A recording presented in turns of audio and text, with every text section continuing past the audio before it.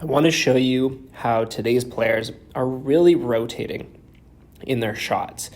And a lot of people have a hard time with the shot because mechanically there's so much rotation going on. And I want to show you how it's quite similar to a tennis stroke.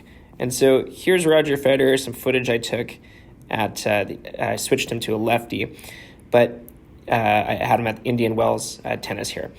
And when I was looking at Quinn Hughes here, I noticed, this is kind of a lot like tennis, where if you notice what happens with this left hand, in Roger's case, the hand is quite out in front of his body.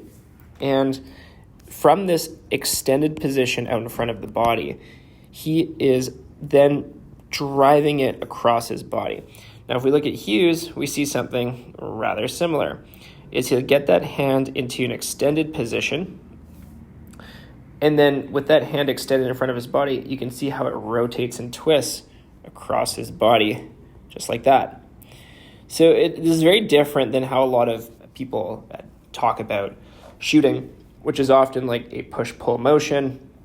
Okay, I'm here, and then I pull, and then I push, and there's so many dimensions to this happening.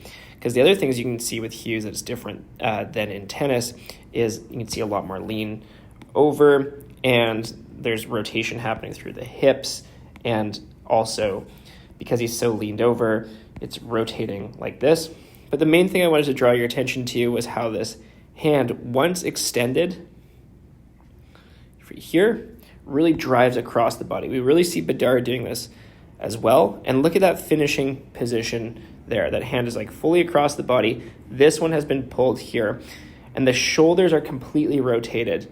And that is a very interesting look at the shot. And then I just thought it was just so similar to tennis, with hand out in front and then driving across the body as everything rotates. So if you look here at this comparison here, that's not the best view, but you can kind of see how at the end of their rotation, it's very similar positions where this hand has been rotated across, and the Federer's right hand in this situation as a lefty has been pulled back, much like Hughes is here and there. So what I always encourage players to do, aside from learning the slingshot shooting system, which are the precise NHL mechanics of shooting, is to play rotational sports.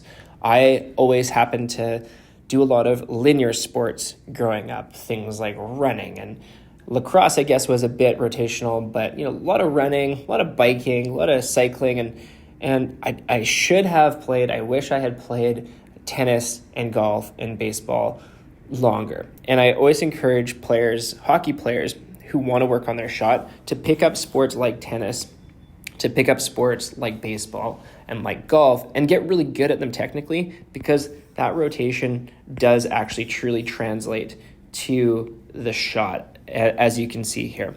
So a little bit of cross-pollination, cross-training, and for those tennis players or hockey players that enjoy tennis, keep it up as we head into the off season.